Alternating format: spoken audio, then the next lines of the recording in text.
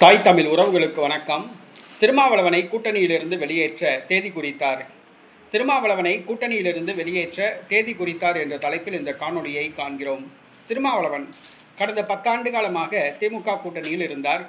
கடந்த 5 ஆண்டு காலம் திமுக கூட்டணியில் ஒட்டுண்ணி போன்று ஒட்டிக்கொண்டு காரியங்கள் பல சாதித்தார். நடைபெற்று முடிந்த தமிழக சட்டசபை தேர்தலில் நடிகர் ஜோசப் விஜயை எதிர்த்து மிகவும் கடுமையாக பிரச்சாரம் செய்தார்.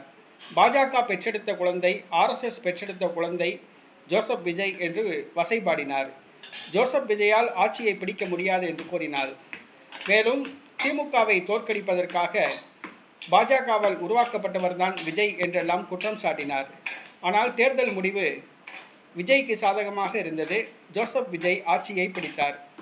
ஜோசப் விஜய்க்கு ஆதரவு கொடுத்து அமைச்சரவையில் பங்கு பெற்றுள்ளார். தற்பொழுது தாங்கள் தமிழக வெற்றிக்கழக அரசு கூட்டணிக்கு அச்சாணி போன்று இருப்பதாக கூறுகிறார். மேலும் தேர்தலில் தமிழக வெற்றிக்கழகம் ஆட்சியை பிடித்தது தனக்கு மகிழ்ச்சி இல்லை என்று தெரிவித்துள்ளார்.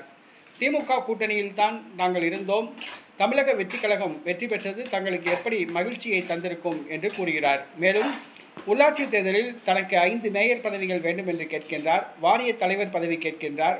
பொதுவெளியில் தமிழக வெற்றிக்கழக அரசை குறை கூறி வருகிறார். இந்த சூழ்நிலையில் ஆதரவை வாபஸ் பெற்றுவிட்டு செல்லலாம் என்று தமிழக வெற்றிக்கழகத்திடமிருந்து சிக்னல் வந்துள்ளது.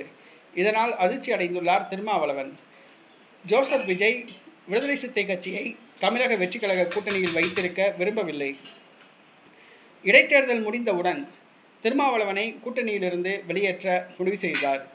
இடைத்தேர்தல் மூலம் தமிழக வெற்றிக்கழகம் தனிப்பெரும்பான்மை பெறும் என்ற நம்பிக்கை ஏற்பட்டுள்ளது.